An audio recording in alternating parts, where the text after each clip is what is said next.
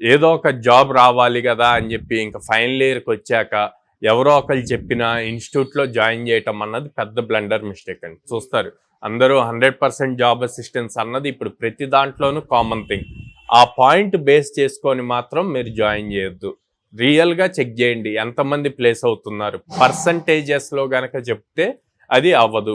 Numbers last month ఎంతమంది అయ్యారు, ఈ మంత్ ఎంతమంది అయ్యారు, లాస్ట్ ఇయర్ ఎంతమంది అయ్యారు, ఓకే మాకు వాళ్ళని పరిచయం చేస్తారా అంటే పరిచయం చేయించాలి. సో ప్లేస్ అయిన స్టూడెంట్స్తో మాట్లాడిస్తారా అంటే మాట్లాడించాలి. అప్పుడు అది జెన్యూన్. సో అట్లా కాకుండా ఎవరో చెప్పారు అని చెప్పి బ్లైండ్గా దాంట్లో జాయిన్ చేయొద్దు.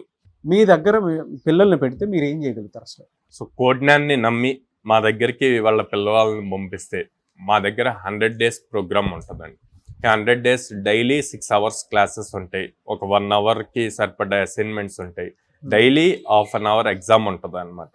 సో ఆల్మోస్ట్ 8 hours వాళ్ళు స్పెండ్ చేయాల్సి వస్తుంది. So every weekend mock interviews ఉంటాయి. ఓకే, ఎవ్రీ వీక్లో ట్యూస్డే రోజున పేపర్ బేస్డ్ టెస్ట్ ఉంటుంది.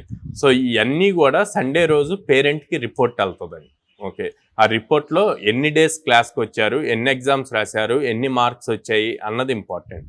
అండ్ మోర్ ఓవర్ వాళ్ళు కాలేజ్లో ఏవైతే సబ్జెక్ట్స్ నేర్చుకున్నారో అవే మేము 4.5 monthsలో నేర్పిస్తాం. కానీ అక్కడ థియరీ నేర్చుకుంటారు, ఇక్కడ కంపెనీకి ఏం కావాలో ఆ ప్రాక్టికల్ ఎక్స్పోజర్ అన్నది ఇస్తాం. అండ్ నేను ప్రామిస్ చేసేది ఏంటి అంటే ప్రతి స్టూడెంట్కి minimum 3 drives in a week చూపిస్తాం. ఒక వీక్లో 3 days పక్కా చూపిస్తాం అనమాట. అది ఇస్తాం. సో ఇక్కడ అప్స్కిల్ చేస్తున్నాము, ఇక్కడ ఆపర్చునిటీ ఇస్తున్నాం. స్టూడెంట్ నిజంగా ఫోకస్డ్గా ఉంటే ఈజీగా జాబ్ని 100 days లోపే క్రాక్ చేయొచ్చు. మనం ఆల్రెడీ చూసాం 1 monthలో 2 monthsలో క్రాక్ చేసిన స్టూడెంట్స్ కూడా ఉన్నారు.